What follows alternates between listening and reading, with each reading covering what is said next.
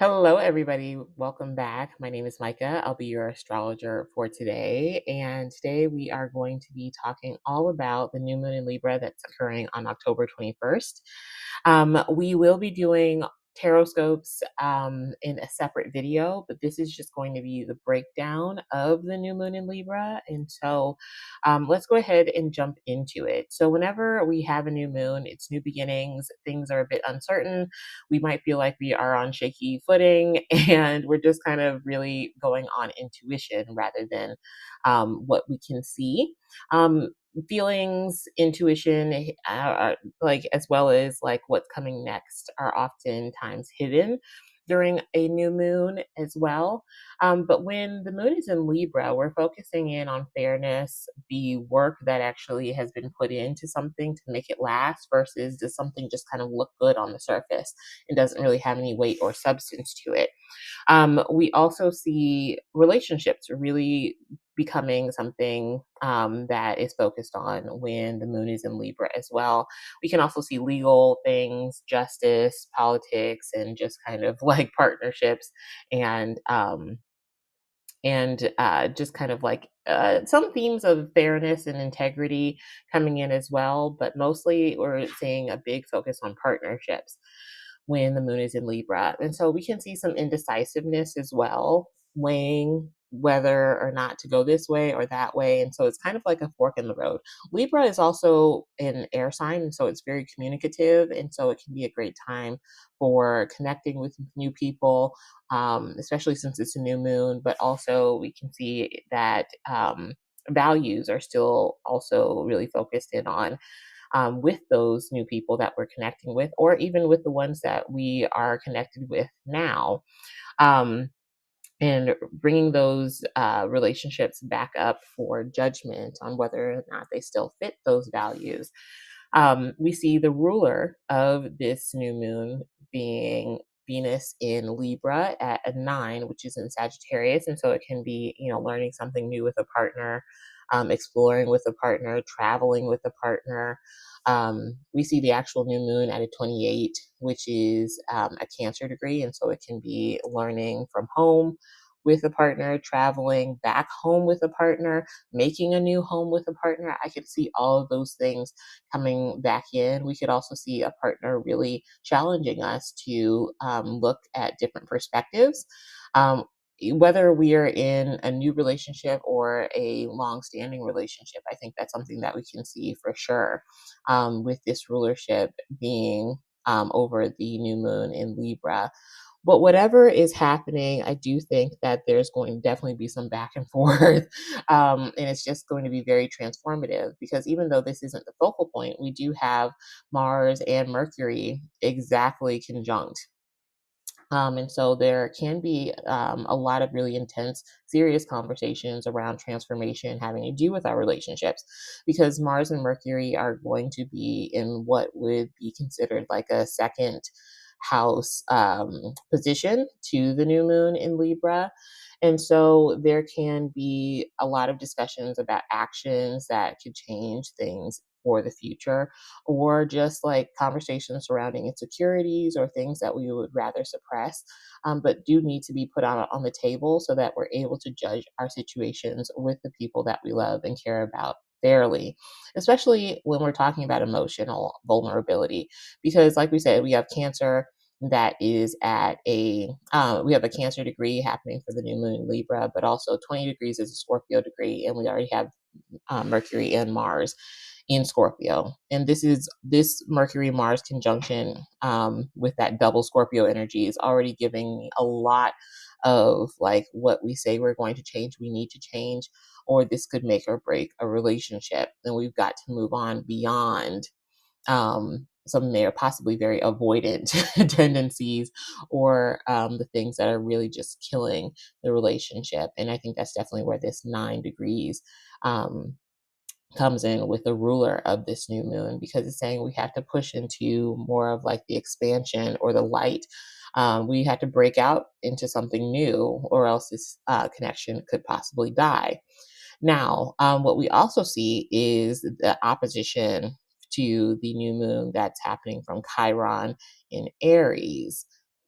Now, when we have Chiron in Aries, Chiron in general is kind of like when I do asteroids, I like to think of them as kind of like a planetary fusion because a lot of times asteroids are just that when we're talking about their vibe and what they actually create. And so, Chiron is kind of like if you mash together Saturn energy with Neptune energy, as well as maybe like a little bit of Virgo energy together, because it's the wounded healer, and so we do see some endings and things that we have not like actually like formed together. Saturn and Neptune are like almost like exact opposites, but they do have a lot in common.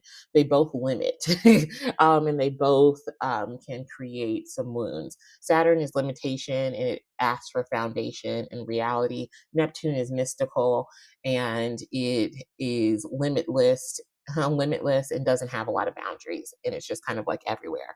But where both kind of overlap is that fantasy, that want to transcend um the realities and the limitations to be something higher, to be something more, like just to be something more, and to be something greater. Now, when we see it in Aries, what we can see is one, we can see headaches, which is something I always think about when I see Chiron in Aries as more of a physical manifestation. But we can see headaches, like literally partners being a bit of a headache. Like the first thing that comes to mind is, are you being your partner's peace or are you being their headache? But also, what we could see is Libra is more of like that we energy. It's also about truth and values and fairness. And when we see Chiron in Aries, it can really bring out, especially with that opposition, it can bring out where our partner's being a bit more selfish than we are. Where is reciprocity lacking? Where are they just kind of ghosting us and not letting us in fully, and like being completely um, like completely like here with us in the moment so that um, the relationship can be at its best, especially like I said with Mercury and Mars both being in Scorpio at Scorpio degrees.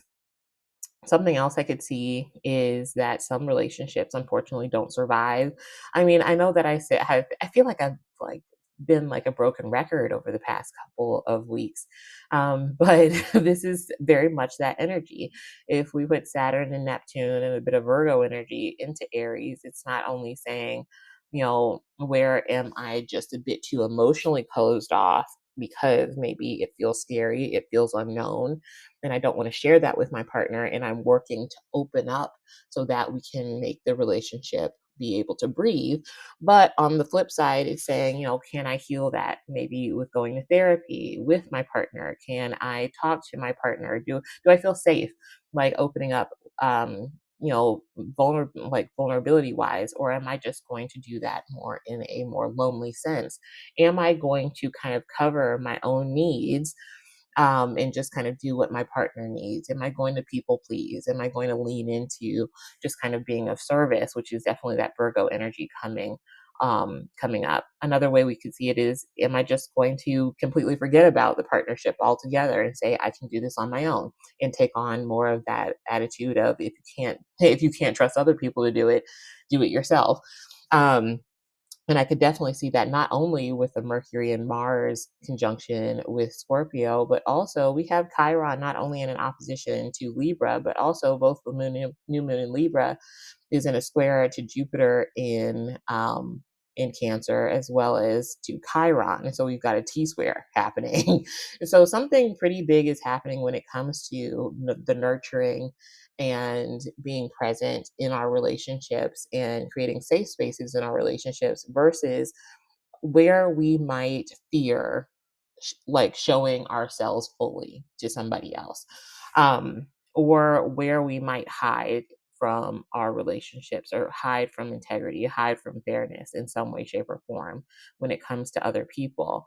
And so don't be surprised if you see quite a few people acting a little shady, lying or omitting certain things, or just being very um, and possibly a little gossipy. Whenever we're in Libra season, we can always see gossip really, becoming a thing, especially with Venus in Libra at a 9. It can be, news that is like playing like telephone almost.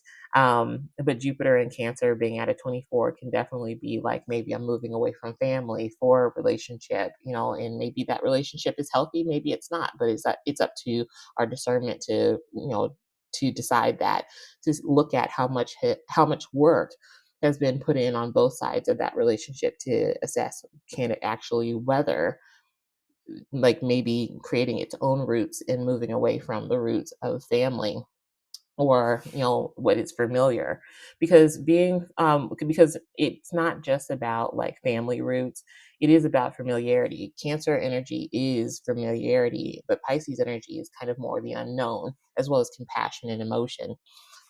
It's also about like what's unseen. And so you could see like some surprises coming up when it comes to partners, your partners needing to tell you something a bit unexpected. um, and but still very serious. You could see some partners, really going into their shell, possibly being a bit selfish. Um, it can be a hard time for relationships, and so what I would say is just kind of do your best. You can only, like, I know that, again, I feel like I say this a thousand times, like, you can only control yourself, especially with all of this water energy coming out. You can't force anybody to be emotionally vulnerable with you, because oftentimes that's the hardest thing for a lot of people to do, is to be emotionally vulnerable and not to hide or run or to sidestep or passively sidestep conflict that needs to be put in to actually make a relationship work. Now, not all is lost. What we do have in our back pocket, and I don't want to like end this video on a sour note. What we do have in our pocket is that we have the this water trine still happening between Mercury and Mars in Scorpio. That's making a lot of transformation in conversations that lead to action. But we also have that making it energetic, as well as almost like a very close trine to Saturn and Pisces, which can create can be great for creating foundation, as well as saying, okay, we're going to stick to this, we're going to make a plan and a commitment to emotionally be vulnerable with each other, and just kind of let go or dissolve some of the hard rigid lines, or judgments that we might have about each other, so that things can be a bit more productive when it comes to relationships and sharing. Um, like Mars and Mercury being in Scorpio with Saturn in Scorpio is a lot about like working together, possibly through your hands, or like sexually, even in the bedroom. I could see that with Pisces and Scorpio energy being at play. But also, this is very much like that energy of like, let's make whatever we're talking about real. Let's not only talk about the vulnerability, but let's like actually make a safe space for each other. Let's make the dream real. Let's transform it and make it real, so that it's much more productive, and it's solid, because all of that is also making that trine to Jupiter and Cancer, which does create that safe space, and a lot of like just like homey kind of vibes, and more open to like nurturing things. Even though Mars doesn't do the best in water signs, it does really open us up to being honest with ourselves, and therefore being able to be honest with other people. Um, and being able to open up with family, friends, and other relationships. Now, this water trine is not really visible from the Libra energy that we're experiencing. So, the only thing I would say is uh, to try and make you to and try to, excuse me. Ooh, my goodness, I can talk. Is to do your best to maybe possibly find a mediator if you're comfortable with that. Libra can be a lot about mediation, and so that's why I mentioned like maybe therapy could be helpful, or to if you can't find a mediator in situations like with romantic partners, friendships, or like even business partnerships, if you can't find that, or just like even with yourself, have an outside source that is able to kind of you're able to bounce ideas off of. If you can't find that, possibly like just do like short spurts of the conversations, so that things don't get overwhelming emotionally. But that is all I have for the new moon in Libra. It's definitely going to be a very interesting one. And it can definitely be very healing if done correctly. It's not all gloom and doom. But other than that, guys, that is all I have for the new moon in Libra breakdown. And I will see you guys next week with the new moon horoscopes. Bye.